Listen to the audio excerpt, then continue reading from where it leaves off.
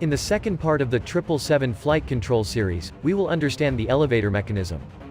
Before looking at the elevator, it's important to understand the control column function of the aircraft. The control column backward and forward motion is used to control the elevator. The columns pivot on their respective torque tubes. When the pilot flying the aircraft moves the control column to change the pitch attitude, the other pilot should get an indication of the column movement. Therefore, the two columns are connected, using a breakout mechanism. The breakout mechanism ensures when one column is moved, the other moves along with it. However, if one of the control column gets jammed, the pitch control of the aircraft will be compromised. In this situation, applying sufficient force on the other column will cause the breakout mechanism to disengage, releasing the column for free movement. After a pitch command, when released, the column must return to its neutral position.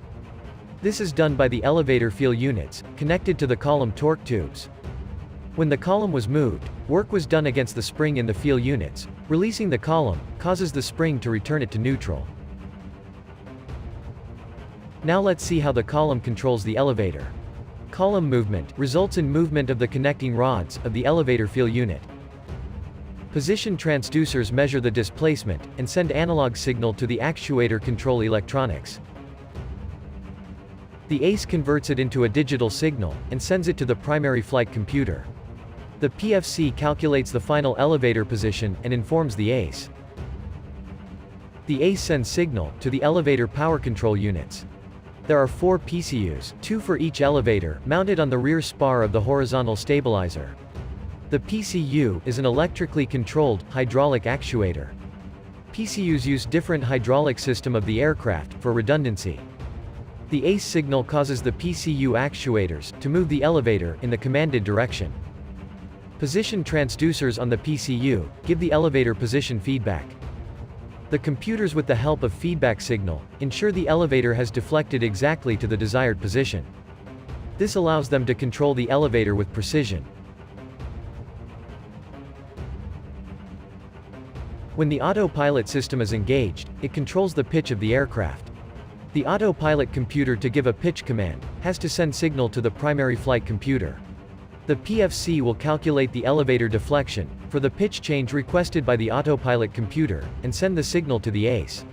The rest of the function is similar to manual command. The ACE will move the elevator PCUs as per PFC instructions. However, the PFC does one more important calculation when there is an autopilot requested pitch change.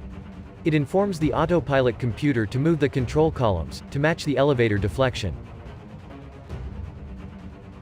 The autopilot computer controls the back drive actuators, connected to the column torque tubes. First, the computer engages the clutch on the actuator, and then runs the motor. Moving the control column with the back drive actuator gives indication to the pilots whenever the autopilot system is changing the pitch of the aircraft.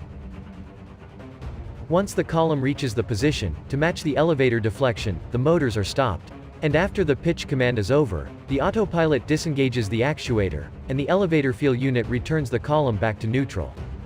As we have covered the basics of all the components related to the pitch control of the aircraft, in the next part we will understand how exactly they function in actual flight. Thanks for watching.